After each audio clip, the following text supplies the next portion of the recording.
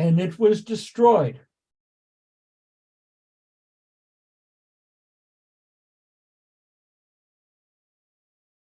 Because it allowed the Israeli army to win over the situation dealing with the Arab community. And Meir Shalev was a left-winger. Surprise. Okay, no surprise. But the bitterness and the anger and the despair were kind of surprising. I will pause if anyone wants to make a comment, and then we'll move on to my stuff. But I just thought Meir Shalev, first to recommend that you read him in translation, next to mourn his passing, and next to hear this literate, highly cultured, deeply committed Israeli as to how he viewed what's going on right now. Steve, just a couple of minutes, and then we'll go on. Steve.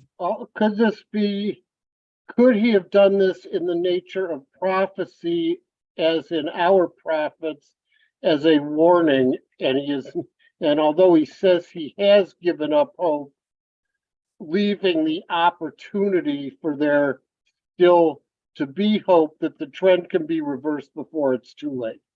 You'd almost wonder, Steve, if he didn't have that hope, why bother writing? Right? In other words, to be correct as the house burns down around you is weak comfort. So yeah, maybe he thought he could touch people like us to care. The opening words, therefore, and thus, generations are coming, my friends, and this is what's going to be, pay attention, the third Jewish Commonwealth will be destroyed. But is he saying it to shock us into action? I hope so. Any other thoughts or reactions to Shalev? Rebecca? What are the three things that he's talking about? Okay, it's not laid out, so I'm going to have to go back in here. That a tiny handful of extremists have gained control of what's going on. I think she means in the very initial, the third state of Israel, in essence. What she wants to know what the two preceding ones. Oh, I'm sorry. The first temple, the second temple. And I was using technical language that every PhD knows, which was stupid. Okay, so yes, we consider this the third Jewish Commonwealth. I'm sorry. Yes, Rebecca, good question, bad answer. Okay. Any other responses? Susie?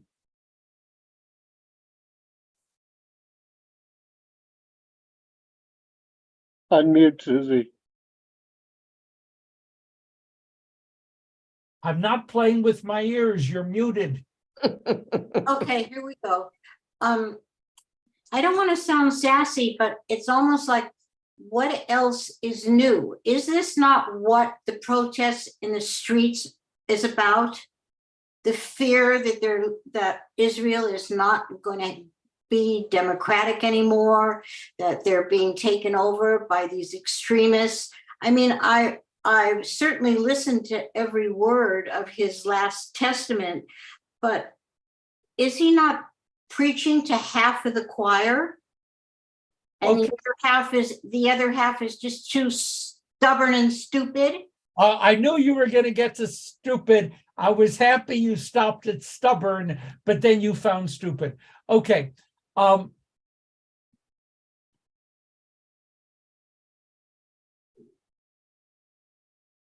There are those who would claim that an extremist right-wing takeover of the Israeli body politic is what Israel needs to survive. Okay? There are those who say, like he does, that's the end. Well, Susie, as someone who spent most of his life speaking in public and saying very little of importance, the question is, what did I ever say that was totally new? What did I ever say that hadn't been thought about by somebody else? And the reality is,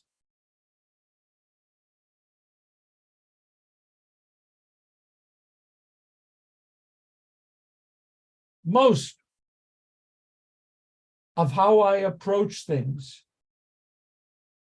emerges out of a community of which I am part. And by that, I mean political orientation, religious orientation, Israel orientation, Jewish survival orientation. I'm in a silo. And I like my silo. It'd be a good silo. But then to say, was that absolutely original? Not easy to say. Now, was what Meir Shalev original? No.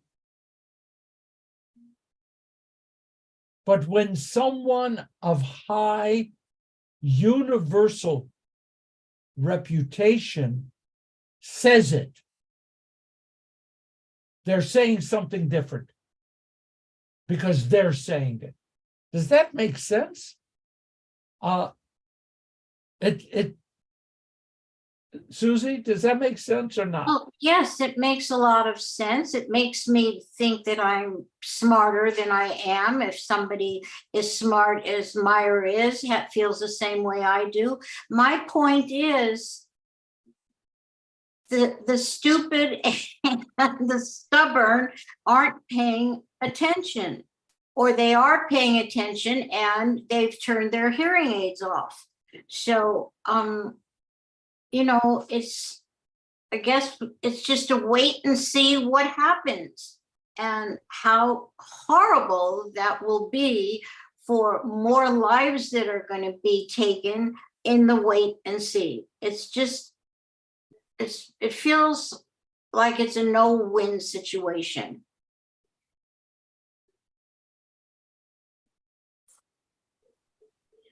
This is Yom HaShoah, so I'm permitted to be a little bit of a downer. I'm going to say to you, Susie, that what you described is happening in this country full scale. Yes. And it's happening in Israel full scale. Yes. And wherever else.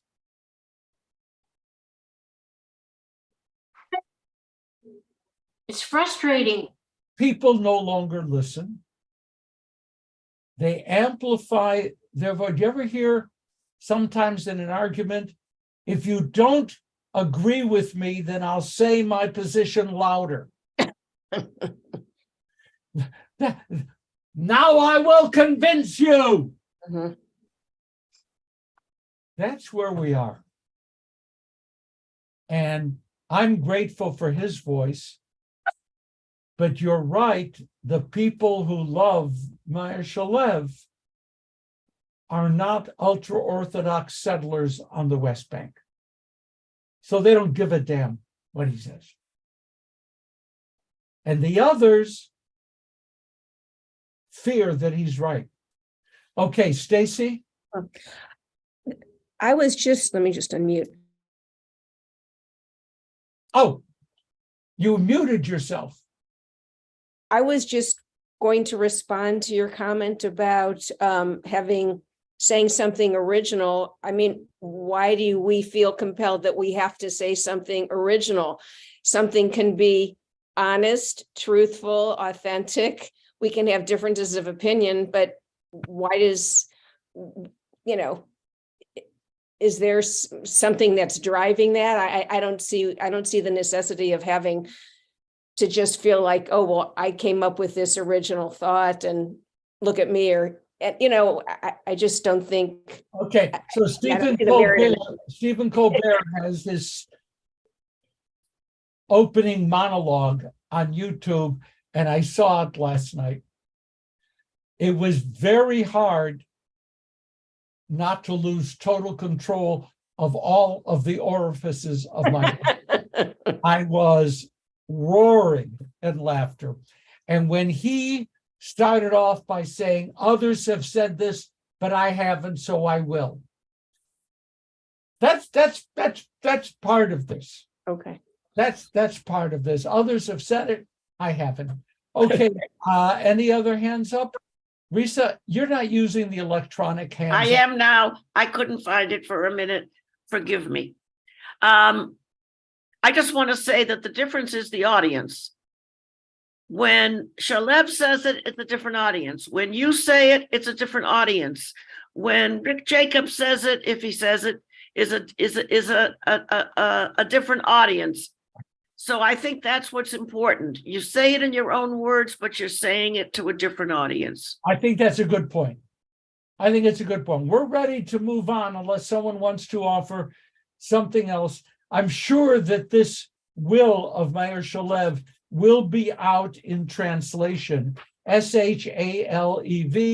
And if you want to read what Israelis are reading in terms of good fiction, not political, it's good fiction, Meir Shalev in translation.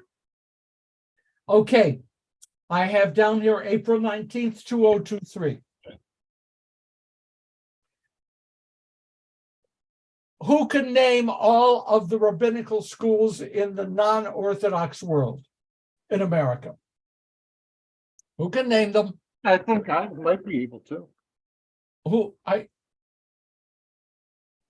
Why don't I see Steve? You're invisible. Yeah, that's because right now I have to be walking around, Okay, but Steve, I'm here. okay. Can you do it? Well, there's HUCJIR. There's the conservative. That doesn't help. Oh, I have to know it by name. Yes. Okay, if I have to know them all by name, I can't do it. There's Reconstructionist seminaries in Philadelphia, but I can't do them by names. Okay. So Merle, can you do it? the one in Philadelphia. You want to try, Merle? No. What are you doing? You're sticking up your hand and muting yourself. I had to turn off the baseball game. We're losing big time. Can I name all of the acronyms, all of HUC? I don't know the name of the Reconstructionist Seminary. It's called the JTS. Reconstructionist Seminary. Okay. JTS is the conservative, or one of them. Jewish There's the- Theological Seminary. Okay, there's the one that is in LA that used to be the Academy, and I don't, That doesn't HAR? count. HAR. okay, and there's the one in New York. that's- Academy for Jewish Studies. No, Okay. Academy for Jewish Religion. Yeah, AJR, Academy for Jewish Religion. and then you want like CCAR and, No, that's no. not a yeah, seminary. I think that's all the seminaries that I can think of. Okay, Risa, You got Boston Hebrew. Oh, Boston Hebrew College. I You think got they it. took the name Boston off. It's called Hebrew College now. Yeah, but I don't call it that. It's Boston. And then and then you got Ziegler School. I think we have them all. In Los, HAR, yeah, we have them all. in Los Angeles, Ziegler, which is conservative. HUC is a chapter here, and the Academy for Jewish Religion here. In Philadelphia, there's the Reconstructionist Seminary. In Boston, there's Hebrew College. In New York, the main institution of Jewish Theological Seminary, conservative. The Hebrew College has just started accepting rabbinic candidates who are in a long-standing relationship with non-Jews. Interesting. Revolutionary for them. The Reconstructionist Seminary already does this. The Academy for Jewish Religion already does this. HUC refuses. JTS Ziegler refuse. Hebrew College just changed. Prediction. 2024,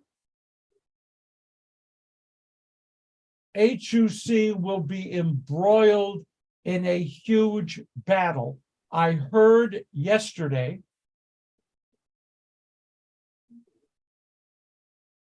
Monday evening, not yesterday. I heard Monday evening that HUC started polling Reform leaders and rabbis on this issue, and everyone was shocked at the number of negative responses received. The assumption was this would be a slam dunk. It's not. So it is a huge question. Will the Hebrew Union College accept going forward students who are in long-standing relationships with non-Jews? That's the end of that item. It's interesting. Next, conservative rabbis are now increasingly officiating at mixed marriages. That's earthquake material. That's earthquake. The Rabbinical Assembly, the conservative rabbinic group, had expelled up until several years ago any rabbi who would officiate at a mixed marriage. The Rabbinical Assembly has not approved it, but it has removed the penalty.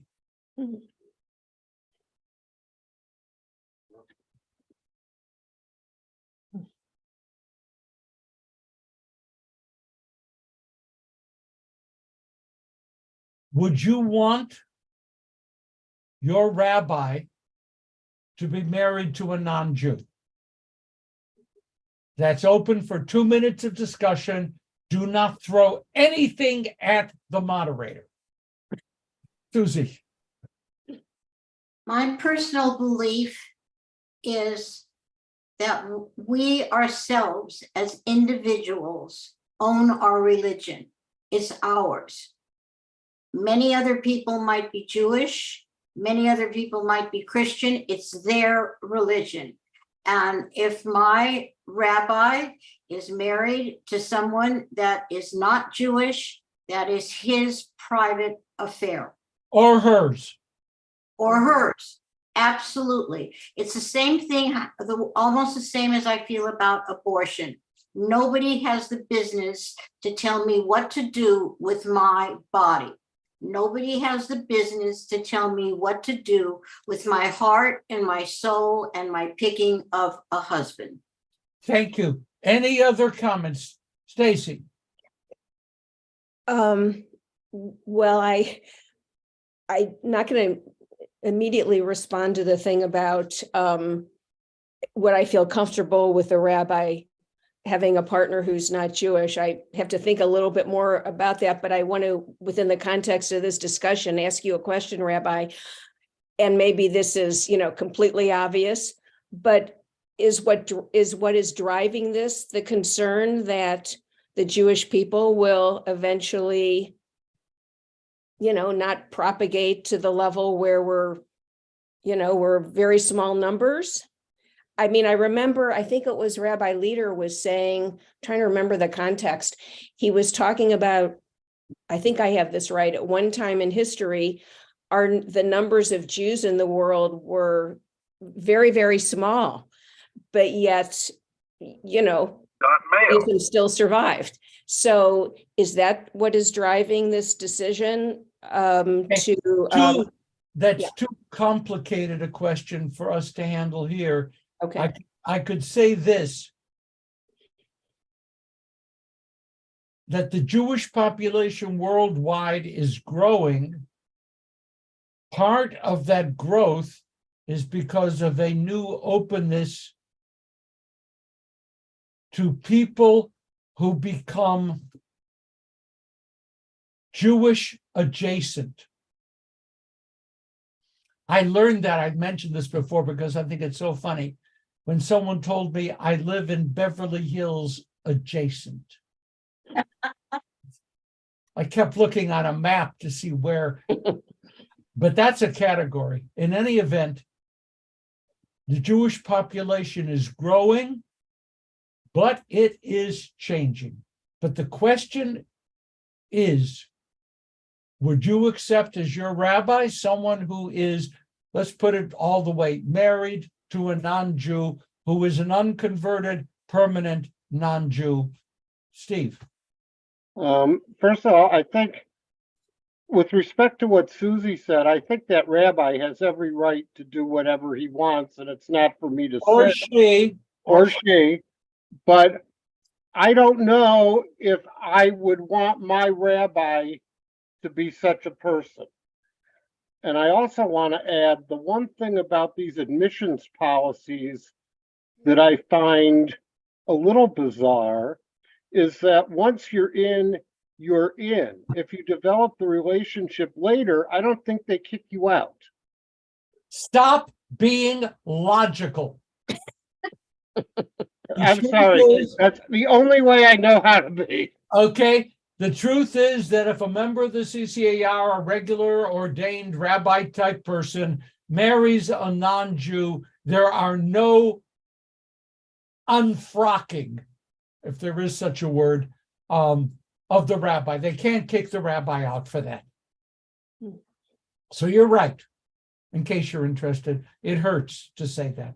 Okay, Risa.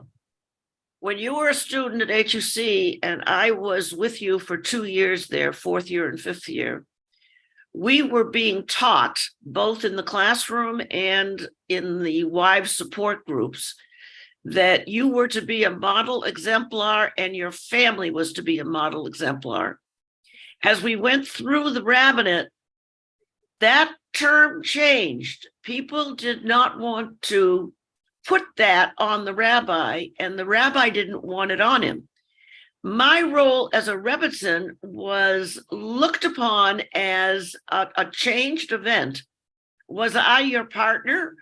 Was I part of the model exemplar in the congregation that they would see what a Jewish family should look like? Or is it today's model where very often, even at Wilshire Boulevard, you can see it, not all of the spouses have anything at all to do with the congregation. And that's a huge change. And I think it changes this question about, do you see your rabbi as being your model for what a Jewish family should be? Or do you see your rabbi as a teacher in the pulpit, as an individual, and the family is not as important? Thank you, Merle. If I recall years ago, when I was president of the region and was dealing with congregations joining HUC, there were some congregations, and I don't remember where they were at this point, that you had to put on your application to be a student rabbi at a congregation, your marital status, partner status, or whatever. And was that person Jewish or not, or in the conversion process, or all of the above, depending on the All gone. situation. And there were some congregations that really didn't want a non-Jewish spouse, partner, whatever terminology we're going to use like 20 years ago. They really fought the fact that they made it very clear that they did not want a non-Jewish partner of any kind, because they felt that that wasn't supporting the needs of their congregation. That's the best way I can say it. But there were some pretty nasty arguments about it. I wasn't even aware, that's new for me, that there was something on that form that, And I don't know if it still is or not. This oh, was, no. Couldn't be. Oh, I don't think no. it could be now, but at one time it was. No. And I guess it came up at one time, I guess, did you interview student rabbis? I don't remember. I mean, we're going back a ways. So The student in that rabbis were, process, it might have come up. And if it came up in that process, those congregations felt that a non-Jewish support person needed to be there to support their congregation as well. And they didn't feel that that would support that. And they were small communities where the issues were. okay, so what we're looking at is a sea change in, for, let's say up until 20 years ago, 15 years ago, congregations would interview the spouse. They would find Oh, right. a way. They wouldn't call it an interview. But Rabbi, for your last formal interview, we would like you to bring your spouse with you. Specific request. It wasn't, well, it was presented as, well, you know, before you make a decision, your spouse has to feel that this is a community they would like to live in. Fine. But there was something else going on. They were, in fact, interviewing the spouse, one Yeah. way or the other. Today, Can't do that. that's a capital crime. That's a capital crime. You don't do that. So there was a situation in Los Angeles. Let me just say, in the 21st century, forget it, under pain of death, I won't tell you. But a rabbi was interviewed and offered a position, and the spouse was a borderline spiritual weirdo, that if the congregation had found out, they would have gone ballistic. Thankfully, that marriage never took place. The rabbi did not come here, so don't try to figure out who it was. But that rabbi is still in California. Now, so we're going to finish on this. I think what we have, Susie, is certain I'm going to ask you to speak, but you know, if there is something yet new, this question, this is 23. This question is going to be exploding in 24. Susie. Well, I think that the question depends on what congregational mode of Judaism this person is applying to. I mean, certainly if you have a Christian wife, I don't think you'd go to an Orthodox synagogue for a job. We're talking non-Orthodox.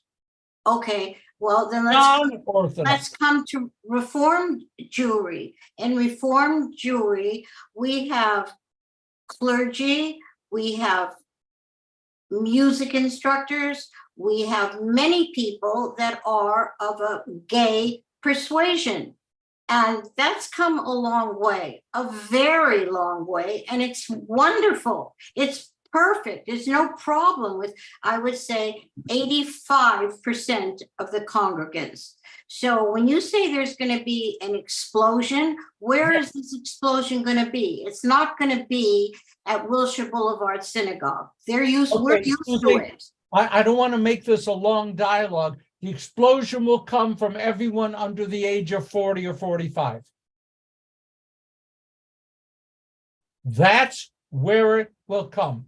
And it will come not from the people who were surveyed. Remember, I specified leaders, outstanding big congregation rabbis, lay leaders, organizational heads. These are people d'un certain âge. The explosion will come from 40 or 45 and below. And it will be an explosion. Okay, I mean, for better. Moving on to a non-controversial topic. Who knows who Chaim Topol was? Chaim Topol. Okay? Yeah. It has now been revealed that Chaim Topol was a Mossad secret agent. And that when he traveled around with the show, Fiddler, and whatever else he did, he was also doing work for the Secret Service of Israel. That's all. If I were a rich man, I mean, how many missiles are there? Da, da, da, da, da. I read that, and you just never know, right? You just hopeful. Other small item. There was a riot at a basketball game in Athens. The basketball game was between Hapoel Yerushalayim, the major team in Jerusalem, and the major team of Athens. Local fans burned an Israeli flag, launched fireworks, and threw rocks at Israeli fans. Banners were hung on the stands saying the capital of Palestine is Jerusalem. But not to worry, the police stepped in to bring an end to this ugliness by telling people to stop shooting off fireworks.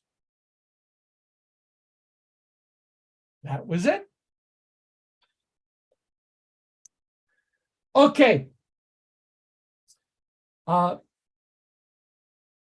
Next. Now we're going to Israel. Who is Benny Gantz? Gantz. Who is Benny Gantz? Do you remember that I told you a while ago to pay attention to Ben Gvir and Smotrich, and you looked at me like, who the heck are they? Now we know. Who is Benny Gantz? Name is familiar, right, Risa? You're nodding. Somehow you know the name.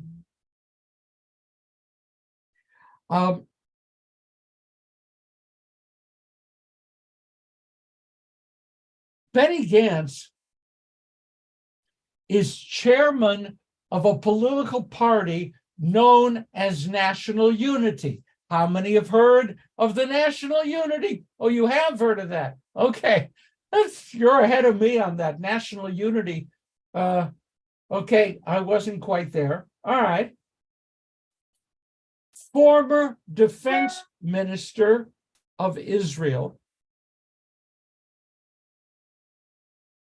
One of Israel's most outstanding generals, Benny Gantz, Gantz. Susie, you have your hand up? Oh, I'm sorry. I should have put it down. Well, it's fun to call on you, but okay, Steve? Wasn't he one of the two sharing the prime ministership? No, that wasn't him? not yet.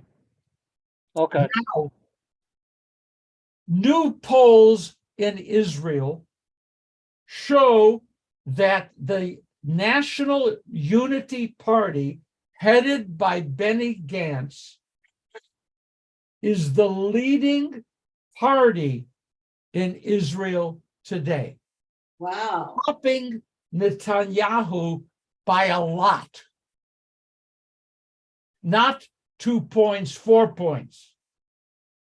A lot. In the projection for, they do these projections all the time. The current projection is that if there were an election today, Likud would lose 13 seats. They have a 4-seat majority in the Knesset. You understand what I'm saying?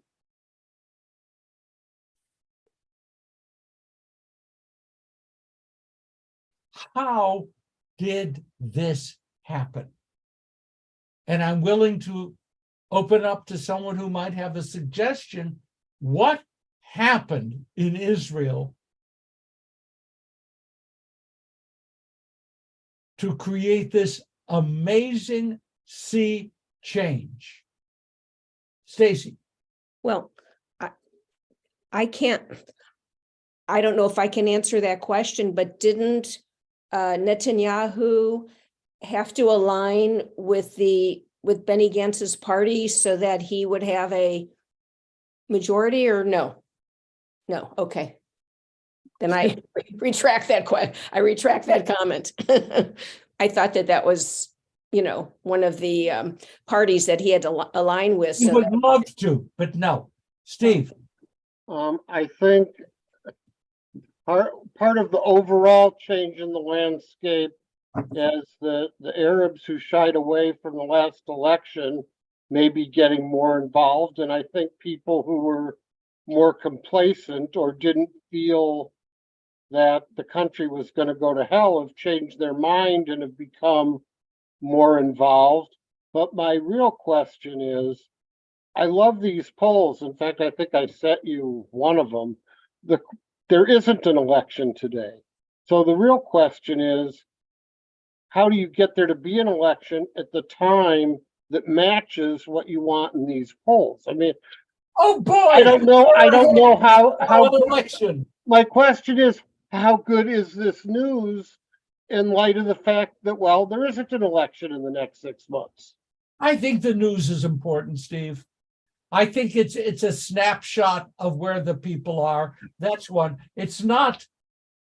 Doesn't make anything concrete change. But you know what? It does have an impact on political calculations. It does. And next, I want to be clear, Israelis vote at a much higher percent than Americans. Okay? So yeah, there are those who are complacent. There are always going to be, people who, for whatever reason, don't vote. But Israelis, they were shocked that this most recent election, which put Bibi and his right-wing extremists in power, actually had a good turnout from the people. It was possible to say that Bibi and the extremists together really did have a majority of the world, their world, even though the people who voted for Bibi, and this is important, never factored in that they were voting for this one guy from the party of Noam who wants to get rid of all the homosexuals, and another part, you know what I'm saying? That they voted for Bibi, didn't think about his friends. Now, what caused the sea change? And it is a sea change.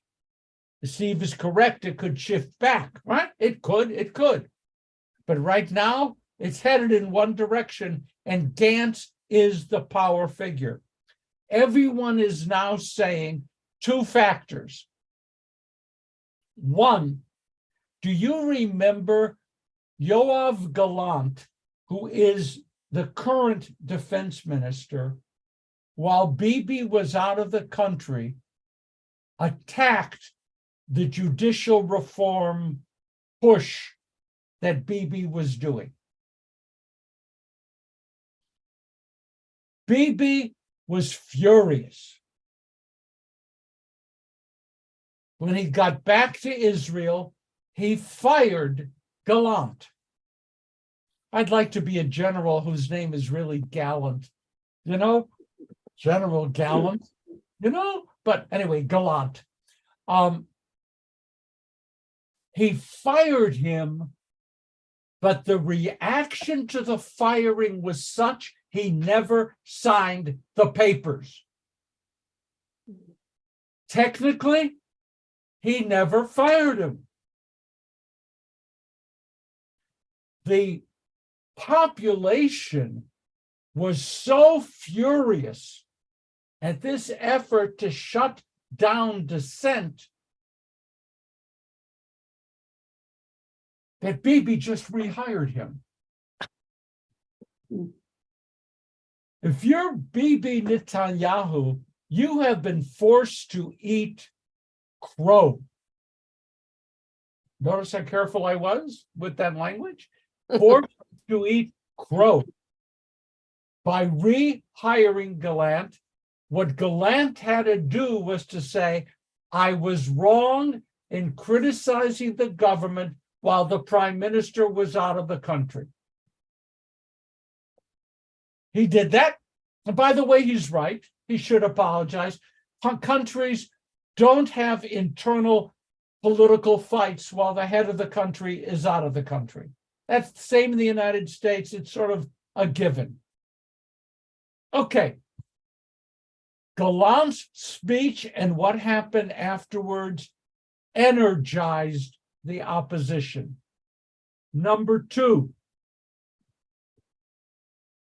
the rocket attacks from Lebanon, from Gaza, and the terrorist attacks coming from Syria and the West Bank. Why do people want Bibi so much? What does he offer that, quite frankly, of blessed memory, better than Peres could offer? Not better than Rabin. What does Bibi offer that the other political wannabes don't offer? Security. He is big on security. I believe that. Most Israelis believe that. It's a given. Bibi is strong on security. Gotta believe it. It's true. How secure are you when the defense minister says you're screwing up? When the people are taking to the streets demanding that you back down at the cost of your government from the proposals you're making, terror attacks are increasing and missile attacks are dramatically increasing. How did it come that Benny Gantz is leading for all of those reasons? Bibi has lost his claim that he is the security guy. Then people have to look at everything else that he stands for, and it doesn't sell.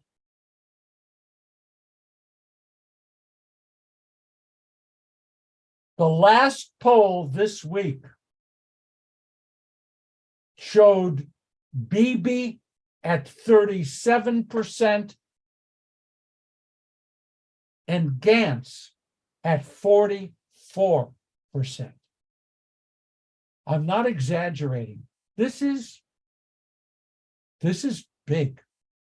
Now, Steve asked,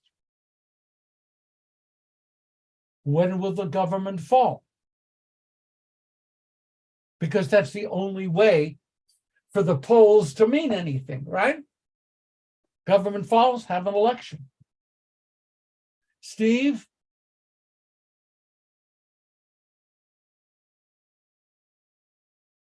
Bibi has several choices. Let's say May 1st. Remember? May 1st.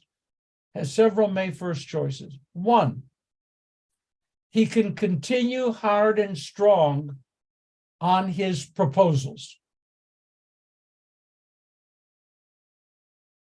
The streets have already exploded. They will explode even more. Already 600,000 on a weekend have taken to the streets. So if he stays the course, his government will likely fall. Two, if he moderates and backs away from some of the things that he wants to do, some of his supporters will walk away. The question I can't answer is, will that be enough for him to lose 4 seats?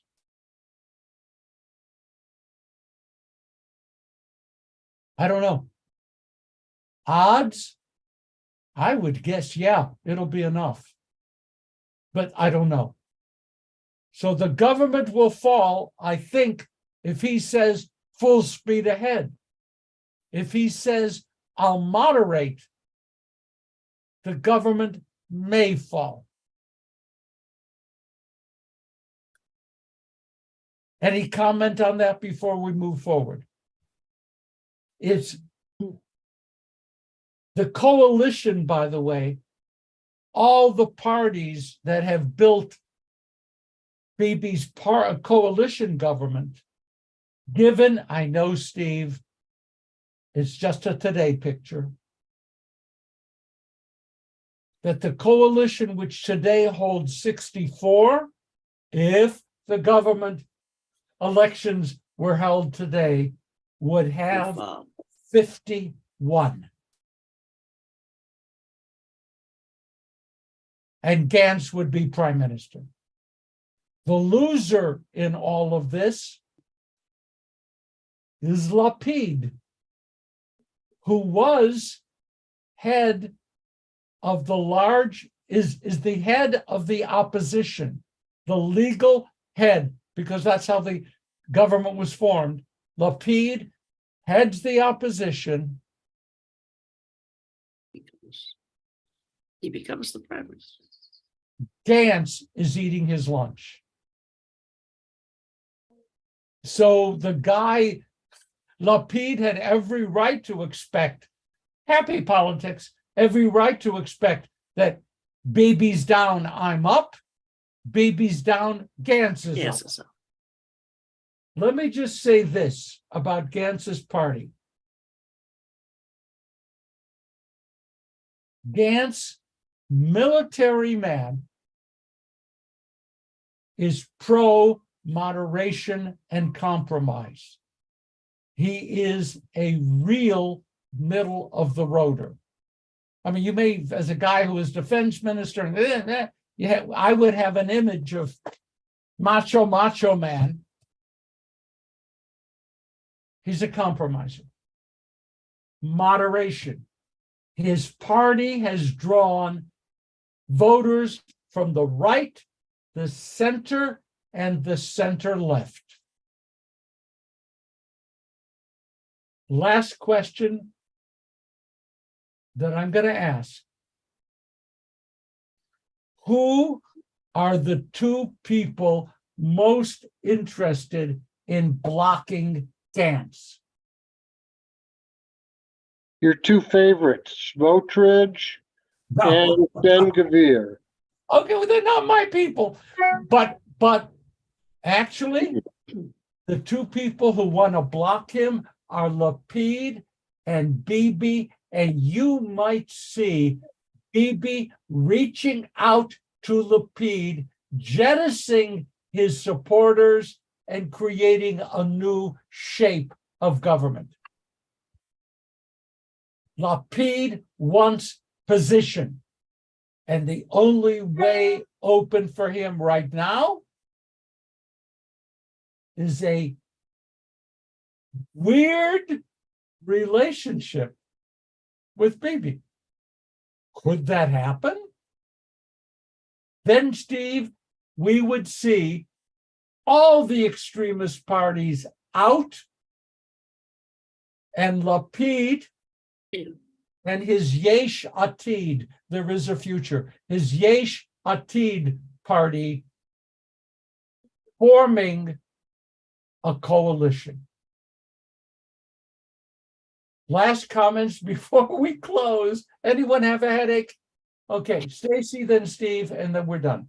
Okay, I have a question, Rabbi. Is what you were saying in turn? I know that Bibi has always been kind of known for, strong defense, security of Israel. Totally. But are you saying that what is the reason that did he lose the popularity because of that whole judicial reform thing? Or did it have anything to do with all the terrorist attacks? I don't know. Missiles. The terrorists and the people in the street. The country is not stable. Okay. Bibi is supposed to, Steve? Bibi, when he's spoken to Americans, has always said he wasn't keeping those promises and we should trust him. When will his coalition know that he means it and he isn't just saying what his audience wants to hear?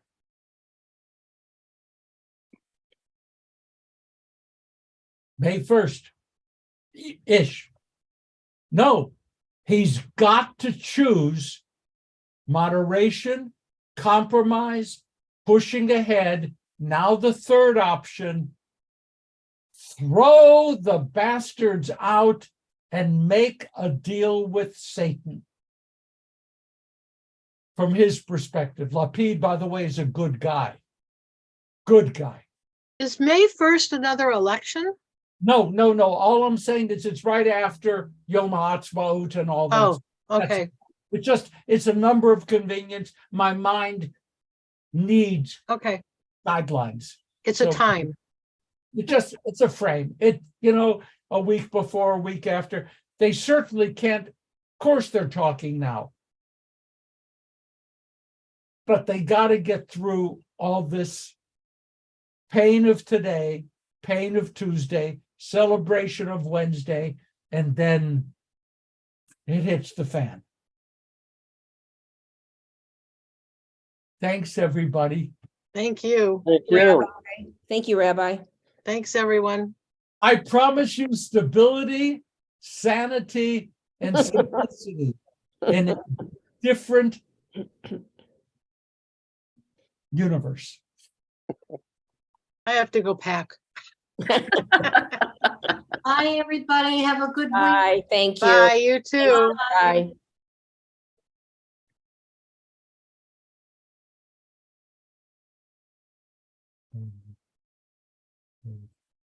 Mm.